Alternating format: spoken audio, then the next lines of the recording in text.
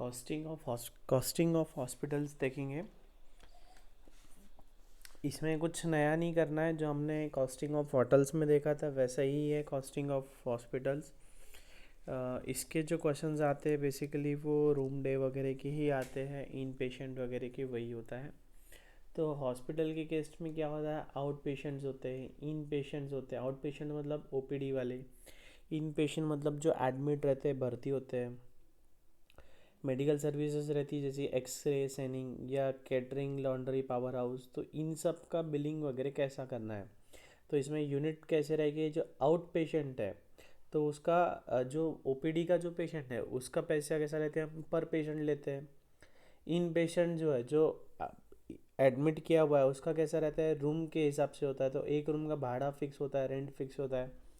X ray वगैरह निकलती है या कोई पैथोलॉजी टेस्ट होती है तो उसका कैसा होता है, पर टेस्ट होता है। लॉन्ड्री, जैसे कि बहुत बड़े हॉस्पिटल रहते हैं, Bombay hospital, Lilavati hospital, Apollo hospital, वहाँ लॉन्ड्री वगैरह भी होती है। तो वहाँ कैसा होता है, 100 आइटम्स लॉन्ड्र्ड। ठीक है। इसमें अब कॉस्ट सेग्रीगेशन कैसा है, फिक्स्ड और वेरिएबल। फिक्स्ड में क्या बोल रहा है वो, are based on timeliness and in respective of services provided. For example staff का सैलरी, डिप्रिसिएशन, ये सारी चीज़ें फिक्स्ड। वेरिएबल में कहते हैं laundry, cost of food supplied to patients, power, ये सारे वेरिएबल। ठीक है। इलस्ट्रेशन नंबर 8 सिंपल है। ABC hospital runs the CCU in a hired building. Building कैसी है, रेंट पे है। CCU consists of 35 beds and 5 more beds can be added if required। 35 bed है, 5 बेड्स और ऐड कर सकते हैं अगर ज़रूरत पड़े तो। एक महीने का रेंट है 75,000, 75,000। सुपरवाइज़र, 2 सुपरवाइजर्स है, एक की सैलरी 25,000 पर मंथ है। नर्सेस 4 है, एक की सैलरी 20,000 पर मंथ है। वार्ड बॉयज़ 4 है जिनकी सैलरी 5,000 पर मंथ ईच है, एक एक का दिया है ये। Doctor paid rupees 2.5 lakh per month, paid on the basis of number of patients attended and the time spend by them. Doctor साहब को 2.5 लाख मिलता है। Other expenses for the year are as follows. Repairs 81,000 के फिक्स्ड है। Foods to patient 8,80,000। Other services to patients 3 lakh. Laundry 6 lakh. Medicine 7,50,000। Other fixed expenses 10,80,000। देखो fixed है, variable है, सब इन्होंने यहीं पे ब्रैकेट में दे दिया है। Administration expenses allocated 10 lakh. 10 lakh का एडमिनिस्ट्रेशन एक्सपेंसेस अलोकेट किया है। It was estimated that for 150 days in a year 35 beds are occupied and for 80 days in a year only 25 beds are occupied। ठीक है। हॉस्पिटल की कैपेसिटी कितनी है, 35 बेड्स की है और 5 ऐड कर सकते हैं। और डेटा क्या बताता है कि 150 दिनों में 35 बेड्स ऑक्यूपाइड थे और 80 दिनों के लिए 25 बेड्स ऑक्यूपाइड थे। The hospital hired 750 beds at a charge of ₹100 per bed per day to accommodate the flow of patients। However, this does not exceed more than 5 extra beds over and above the normal capacity of 35 beds on any day। देखो हमारी capacity कितनी है बोल रहा है वो, 35 beds की। तो एक दिन में मैक्सिमम 35 बेड्स हम दे सकते हैं, प्लस 5 मोर बेड्स ऐड कर सकते हैं। मतलब हमारे हॉस्पिटल में हम 5 बेड्स और ऐड कर सकते हैं। तो हमारे पास है कितने, हमारे पास है 35। तो ये जो ऐड करेंगे 5 बेड्स, ये कैसे होंगे, रेंट पे होंगे। ठीक है। अब हमें डेटा क्या दे दिया है कि साल में 150 दिन ऐसे थे जहाँ पे 35 बेड्स पूरे ऑक्यूपाइड थे और 80 दिन ऐसे थे जहाँ पे सिर्फ 25 बेड्स ऑक्यूपाइड थे। इसके बाद में 750 बेड्स हमने एक्स्ट्रा लिए हैं। क्या रेट से, 100 पर बेड। ठीक है। तो ऐसे 5 बेड हम एक्स्ट्रा रेंट पे ले सकते थे, तो हमने 750 बेड्स रेंट पे लिए हुए। ये 5 beds at a given particular day की बात हो रही है। हम 5 बेड्स एक्स्ट्रा लिए हैं और उसमें बोल बोल रखा है उन्होंने कि किसी भी दिन 5 एक्स्ट्रा बेड से ज़्यादा नहीं थे। तो हम ऐसा भी अज्यूम कर सकते हैं कि एक एक दिन में 5 बेड एक्स्ट्रा लिए थे, तो 150। तो 150 डेज हमने 5 बेड्स एक्स्ट्रा लिए तो 750 बेड्स हो जाते हैं। ठीक है। और ये क्या रेट से थे, 100 पर बेड। 100 पर बेड के रेट से था ये। अब क्या कहते हैं वो, calculate profit per patient day, profit per patient day if the hospital recovers on an average 2000 per day from each patient. एक पेशेंट से 2000 रुपये लेता है तो प्रॉफिट कितना हुआ। Find out the break even point for the hospital. Break even point क्या होता है मैं समझा दूंगा अभी। और नेक्स्ट जो टॉपिक है हमारा मार्जिनल कॉस्टिंग, उसमें यही है, पूरा खेल ब्रेक इवन का ही है। ब्रेक इवन पॉइंट, पहले हम क्वेश्चन 1 सॉल्व करते हैं फिर ब्रेक इवन पॉइंट समझेंगे। तो ट्राई करो इसे एक बार सॉल्व करने की, आप खुद से ट्राई करो। जो हमने इसके पहले हॉस्पिटल्स वाले प्रॉब्लम्स किए हैं उन्हीं की तरह है ये। हॉस्पिटल वाले प्रॉब्लम्स की तरह ही है ये।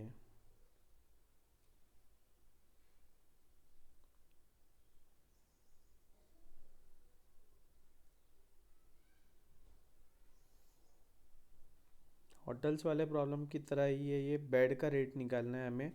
हम पेशेंट से कितना ले रहे हैं, हम 2000 ले रहे हैं पेशेंट से।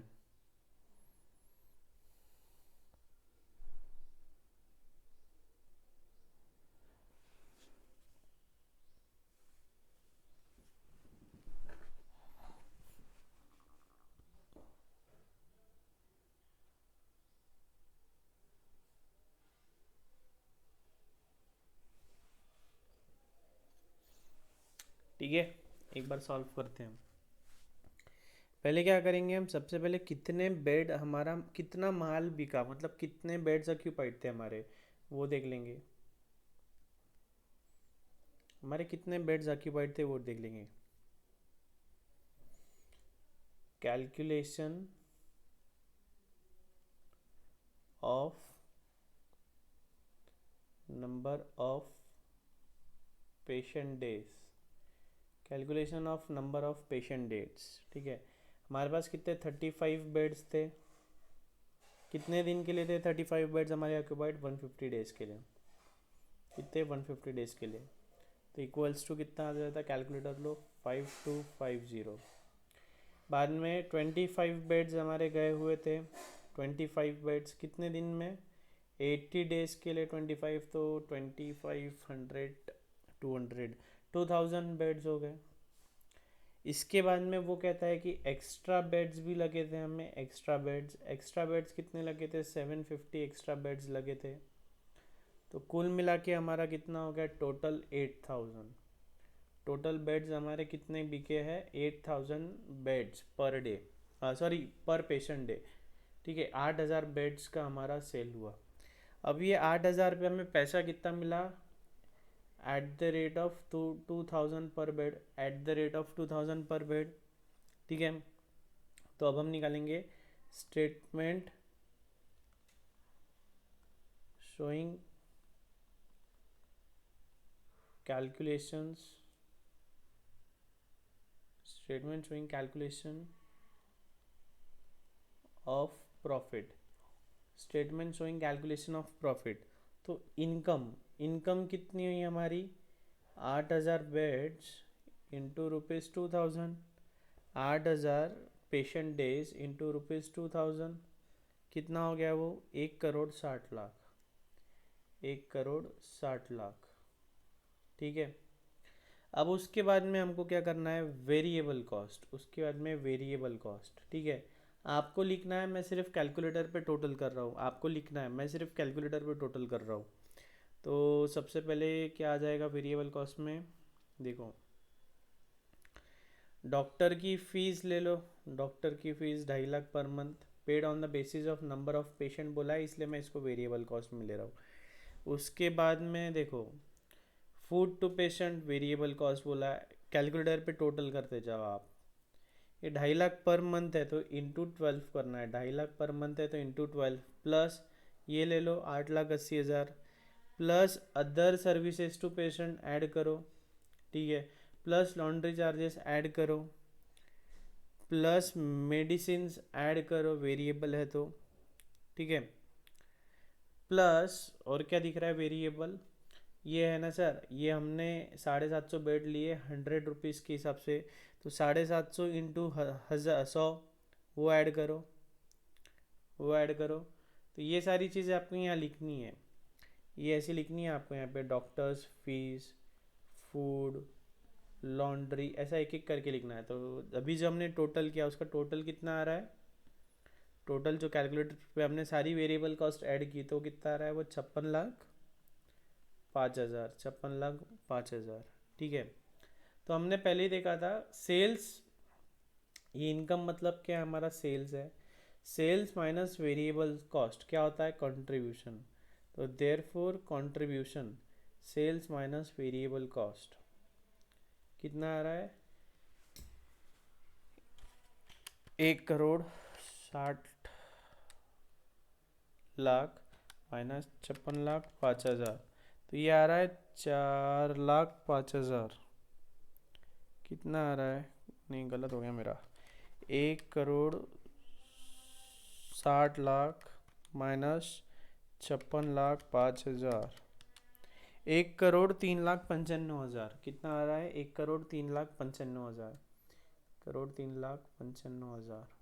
ठीक है, अब इसमें से क्या होगा, फिक्स्ड कॉस्ट माइनस होंगी, इसमें से फिक्स्ड कॉस्ट माइनस होगी।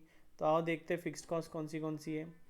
जो भी कॉस्ट बच गई वो हमारी पूरी सारी फिक्स्ड कॉस्ट है, जैसे कि रेंट हो गया, सुपरवाइज़र की सैलरी, नर्स की सैलरी, वार्ड बॉय की salary, supervisor, nurse, ward boy, ये सारी क्या है फिक्स्ड में चले गए।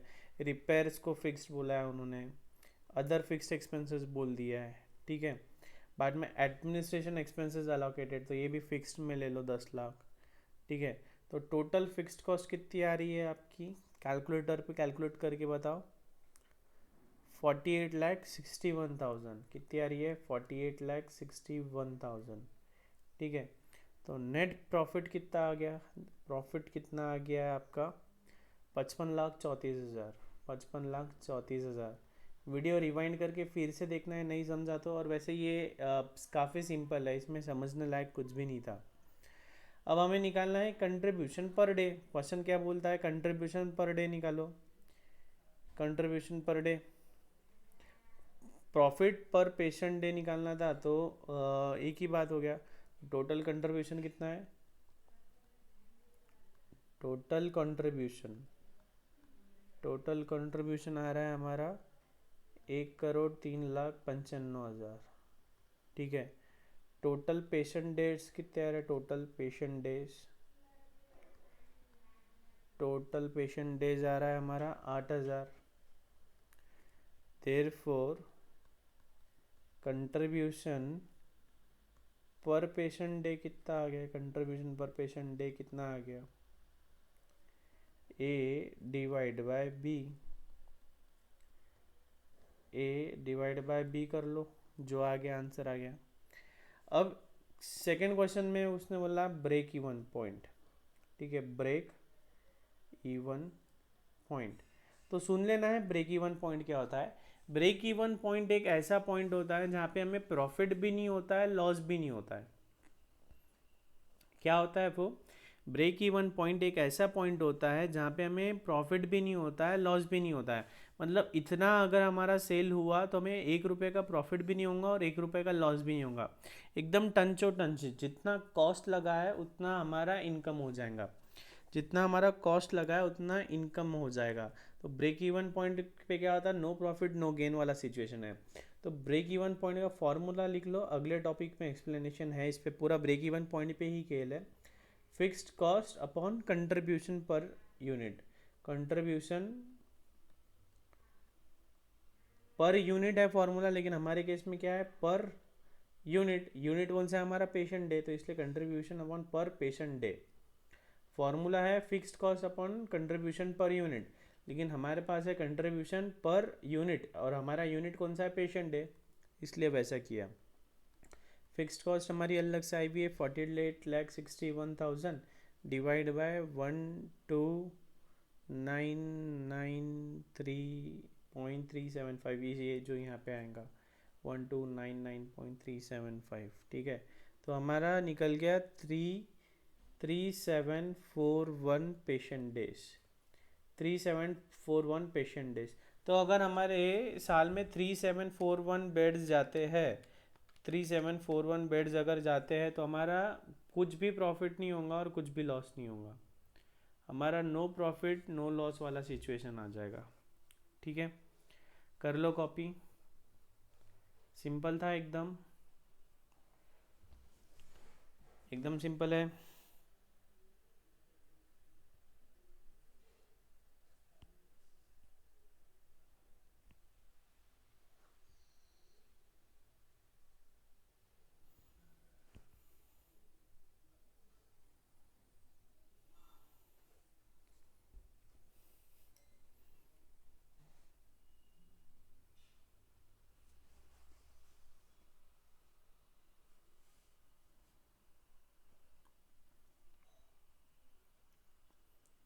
ठीक है, अब इसके बाद में देखेंगे costing of IT and IT enabled services. IT मतलब ये जो आईटी कंपनीज होती है ना, आईटी कंपनीज वाले अपने रेट कैसा कोट करते हैं। जैसे कि अगर मुझे कोई सॉफ्टवेयर चाहिए, अगर हमें हमारे बिजनेस के लिए कोई सॉफ्टवेयर बनवा के लेना है, तो वो सॉफ्टवेयर कितने में हमें मिलेगा। हमें कोई सॉफ्टवेयर बना के चाहिए तो वो सॉफ्टवेयर कितने में मिलेगा। तो आईटी कंपनीज कौन सी है, इन्फोसिस, परसिस्टेंट, टीसीएस, ये सारी क्या है, ये सारी सॉफ्टवेयर कंपनीज है। तो ये सॉफ्टवेयर कंपनीज पैसे कैसे लेती है वो हम देखेंगे। सॉफ्टवेयर कंपनीज अपनी कॉस्ट कैसे, प्राइस कैसे डिसाइड करती है वो देखेंगे। तो सिंपल है, इसमें तो मेजरली कैसा होता है, एम्प्लॉयज़ की सैलरीज होती है, जो इंजीनियर्स होते हैं उनका सैलरीज जो होता है वही मेजर कंपोनेंट होता है। ठीक है, तो ये थ्योरी आपने पढ़ना है। इसमें देखो एक डायरेक्ट मैन पावर होता है, कुछ इंजीनियर्स डायरेक्टली काम करते हैं किसी भी प्रोजेक्ट पर। तो कौन होते हैं, सॉफ्टवेयर इंजीनियर होते हैं, प्रोजेक्ट लीडर्स होते हैं, प्रोजेक्ट मैनेजर्स होते हैं, प्रोग्राम मैनेजर्स होते हैं। ठीक है, इसके अलावा इसके अलावा कुछ सपोर्ट करते लोग, जैसे कि टेस्टिंग का टीम होता है, जो इन लोगों ने सॉफ्टवेयर डेवलप किया है, जो डेवलपर ने सॉफ्टवेयर डेवलप किया है वो एक्चुअल में काम कर रहा है क्या, एक्चुअल में जो हमें आउटपुट चाहिए वैसा आउटपुट मिल रहा है क्या। तो एक टेस्टिंग की टीम अलग होती है, क्वालिटी एश्योरेंस की टीम होती है, वर्जन कंट्रोल की टीम होती है। तो ऐसे अलग अलग टीम होते हैं, सपोर्ट मैन बोलते हैं जिन्हें। तो लेबर इसमें भी दो तरह के हो गए, एक डायरेक्ट लेबर हो गया, एक इनडायरेक्ट लेबर हो गया। ये पूरा थेरोटिकल नॉलेज दिया है, ये आपने एक बार पढ़ लेना। एग्जाम पॉइंट ऑफ व्यू से इतना कुछ ज़्यादा रेलेवेंट नहीं है। एग्जाम में तो हमें क्वेश्चन में ही सब कुछ बता दिया रहेगा कि कौन सा डायरेक्ट लेबर है, कौन सा इनडायरेक्ट है, किसने कितना टाइम काम किया, कितना सैलरी पे किया। ठीक है, और ये तो एक, और फिर बाद में एक होता है इसमें हार्डवेयर एंड सॉफ्टवेयर कॉस्ट। ठीक है, कि जैसे कि हमने कोई मशीनरी लगाई है वो सॉफ्टवेयर डेवलप करने के लिए, तो वो मशीनरी का खर्चा कितना आया, डायरेक्टली आया तो वो डायरेक्ट चले गया। बाद में ट्रेवलिंग एंड ट्रेनिंग, अगर हमारे इंजीनियर्स क्लाइंट की साइट पे जाके डेवलप कर रहे हैं तो ट्रैवलिंग का खर्चा आएगा। बाद में हमने सॉफ्टवेयर डिलीवर किया तो जो सामने वाला क्लाइंट है, क्लाइंट को वो सॉफ्टवेयर चलाते तो आना चाहिए ना। हमने एक बहुत ही अच्छा सॉफ्टवेयर डेवलप करके दे दिया क्लाइंट को, लेकिन क्लाइंट को वो चलाते ही नहीं आता तो क्या फ़ायदा उसका। तो हम क्लाइंट के प्लेस पे जाके उसकी ट्रेनिंग देते हैं कि कैसे चलाना है, तो वो सारा खर्चा हम ऐड करेंगे। एफर्ट कॉस्ट, ये कुछ भी दिया है इसमें, effort cost, cost of providing heating and lighting, मतलब ये ओवरहेड जैसा हो गया। एसी, हीटर वगैरह, ये सारा accountant, administration, cleaner, networking, internet का पैसा, ये सारी चीज़ें बात कर रही है। तो ठीक है, सिंपल है, आपको वीडियो पॉज करके एक बार ये पूरा पढ़ लेना है आपने। ठीक है, एकेडमिक्स पॉइंट्स ऑफ व्यू से इतना कुछ रिलेवेंट नहीं है, बट स्टिल सिलेबस में दिया है तो एक बार आपने पढ़ा रखा होना चाहिए। हम आते हैं डायरेक्टली क्वेश्चन नंबर 9 पे।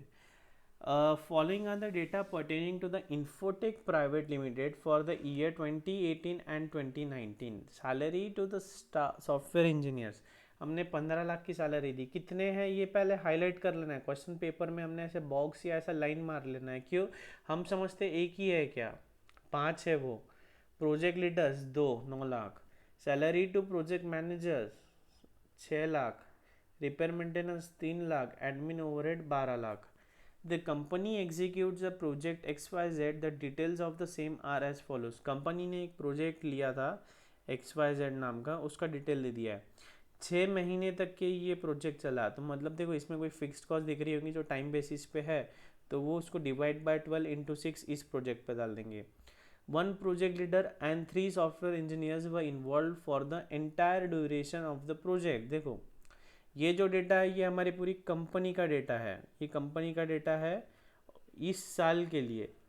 और इस साल में हमने एक प्रोजेक्ट किया था XYZ, कितने दिन के लिए, 6 महीने के लिए, अब उसका डेटा दिया है। एक प्रोजेक्ट लीडर और 3 सॉफ्टवेयर इंजीनियर इन्वॉल्व थे, कितने टाइम के लिए, पूरे प्रोजेक्ट ड्यूरेशन के लिए।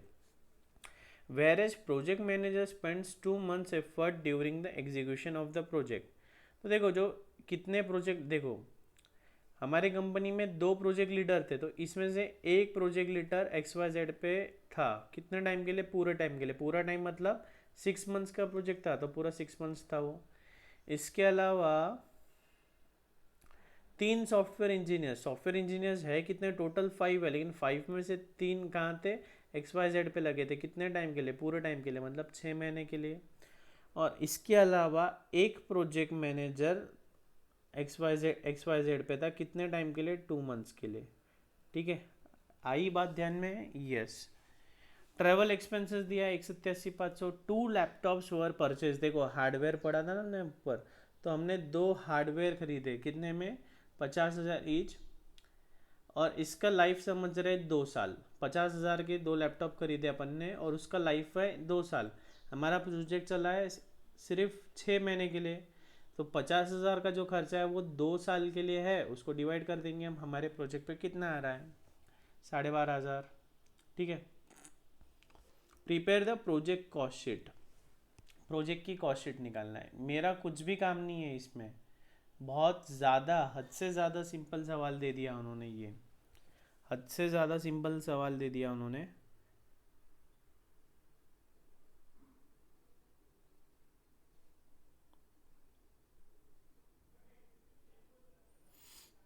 कोशिश करो, लहरों से डर के नौका पार नहीं होती, कोशिश करने वाले की कभी हार नहीं होती। कोशिश करना है आपको, जम जाएगा, डिफ़िकल्ट नहीं है ये बिल्कुल भी।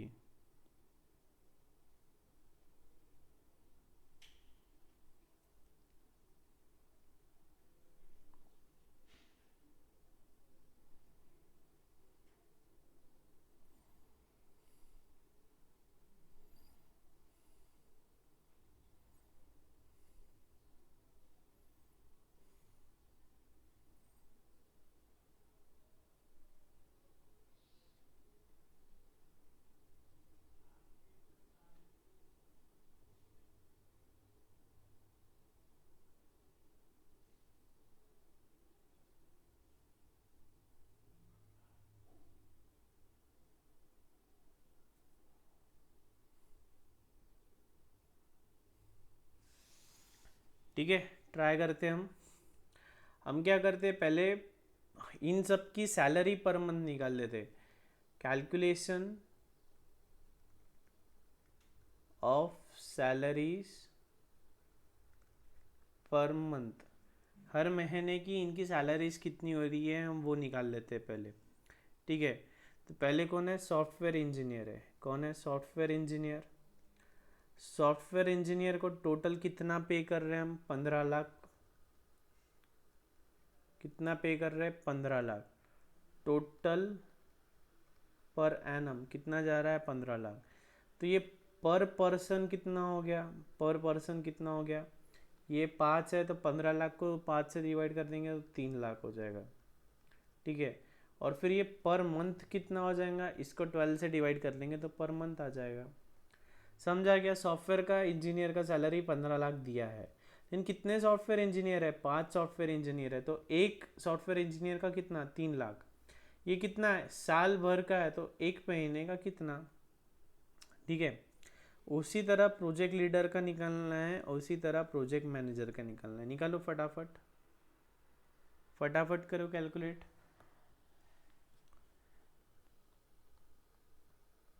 कैलकुलेट करो। प्रोजेक्ट लीडर कितने थे, 2 ही थे, तो 4.5 लाख आएगा। देखो ये ध्यान देना है कितने के आते हैं, तो हर जगह 5 से ही डिवाइड कर बैठोगे। और 4.5 लाख एक साल का, तो एक महीने का कितना है, 37,500। प्रोजेक्ट मैनेजर कितने थे, प्रोजेक्ट मैनेजर कितने होते, एकच होता, आणि त्याला किती सॅलरी दिली आहे? 6 लाख दिली आहे. तर फक्त 6 लाखच इथं येणार डायरेक्टली. आणि पर मंथ किती येणार मग? 50,000. किती येणार? 50,000. टोटल सैलरी कितना पे कर दिया हमने? 30 lakhs का सैलरी पे कर दिया भैया हमने पूरा साल भर में. और पर मंथ कितना? पर मंथ पर पर्सन कितना सैलरी पे किया हमने? इतना 1,12,500. ठीक है. अब इसके बाद देखेंगे हम ओवरहेड्स. इसके बाद हम देखेंगे ओवरहेड्स. ओवरहेड्स कितने दिए हमको? रिपेयर मेंटेनेंस दिया है 3 लाख का और 12 लाख का एडमिन ओवरहेड. ठीक है. तो ओवरहेड्स रिपेयर टोटल ओवरहेड्स कितने हो गए? 3 lakh plus 12 lakh equals to 15 lakh. ठीक है.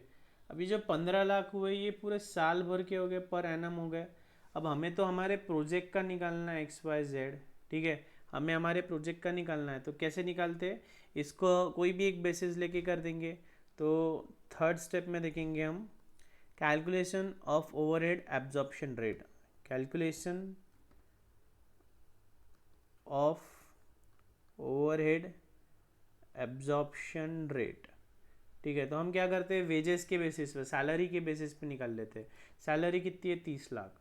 तो अगर 15 लाख डिवाइड बाय 30 लाख, तो क्या आ रहा हमारा ओवरहेड एब्जॉर्प्शन रेट? 50% आ रहा. ओवरहेड एब्जॉर्प्शन रेट आ रहा हमारा 50%. ठीक है. अब उसके बाद तो कुछ भी नहीं है, सिंपल ही बचा है. प्रोजेक्ट कॉस्ट शीट बना लेंगे सीधा सीधा. प्रोजेक्ट पे सॉफ्टवेयर इंजीनियर ने काम किया. कितने सॉफ्टवेयर इंजीनियर ने काम किए? 3 सॉफ्टवेयर इंजीनियर. कितने टाइम के लिए? 6 महीने के लिए. सैलरी कितनी इनकी? 25,000. 25,000 कहाँ से लाए भैया? यहाँ निकाला ना हमने 25,000. अभी ऐसा क्या कर रहे हो सर? अभी तो निकाला हमने. क्या सर ध्यान नहीं है क्या? 4,50,000. प्रोजेक्ट लीडर कितने थे? एक ही था सर, 37,500. कितना टाइम किया? 6 महीना. तो ये आ गया. प्रोजेक्ट मैनेजर 50,000 का सैलरी है, कितना टाइम दिया उसने? सिर्फ 2 महीना. तो 1 लाख. टोटल सैलरी हो गई इतनी. अब ओवरहेड्स. ओवरहेड्स कितना है हमारा? 50% ऑफ सैलरी. तो सीधा सीधा 50% ऑफ 7,75,000 कर लो. ये आ गया ओवरहेड्स. उसके अलावा ट्रैवलिंग एक्सपेंस स्पेसिफिकली दिया है 187,500. उसके बाद में लैपटॉप्स. लैपटॉप्स हमने कितने लिए थे? 2 लैपटॉप लिए थे. तो 50,000 इंटू 2, इसका मतलब हमने 1 लाख रुपयों के लैपटॉप्स लिए थे. ठीक है. उसकी लाइफ कितनी थी? 2 years. ठीक है. तो और हम चलाने कितने वाले हैं? 6 months चलाने वाले हैं. तो कितना आ गया वो? 25,000. कितना आ गया? 25,000 का डिप्रिसिएशन. तो टोटल आ गया ये. सिंपल है एकदम. ये तो आप खुद भी कर सकते थे, सिंपल मैथमेटिक्स. अभी इतने हमने टॉपिक्स कर लिए, उसके बाद में ऐसे न्यूमेरिकल्स तो काफ़ी सिंपल लगते हैं. इसमें नया कुछ भी नहीं किया ना हमने. बस देखो, ओ फिक्स्ड और वेरिएबल में डिवाइड कर लिया है ना. टाइम बेसिस पे हमने सैलरी लगाते गए. तो ऐसा नया हमने कुछ किया नहीं है इसमें. तो ऐसे न्यूमेरिकल्स काफ़ी इजी होते हैं और एग्ज़ाम में ऐसे न्यूमेरिकल्स आते ही आते हैं. सिर्फ 15 से 20 मार्क्स का पेपर ऐसा होता है जो थोड़ा कॉम्प्लिकेटेड, मतलब थोड़ा टफ जो बोलेंगे. बाकी का तो पूरा पेपर ऐसा सिंपल होता है. और जो टफ है वो भी कौन से होते हैं? वो जैसे कि इक्विवेलेंट रूम डेज वाले हमने किया था, उसको हम टफ में पकड़ते हैं. बाकी तो पूरा कॉस्टिंग का पेपर ऐसा मैथमेटिकल बेस्ड ही होता है, पूरा मैथमेटिकल ही होता है.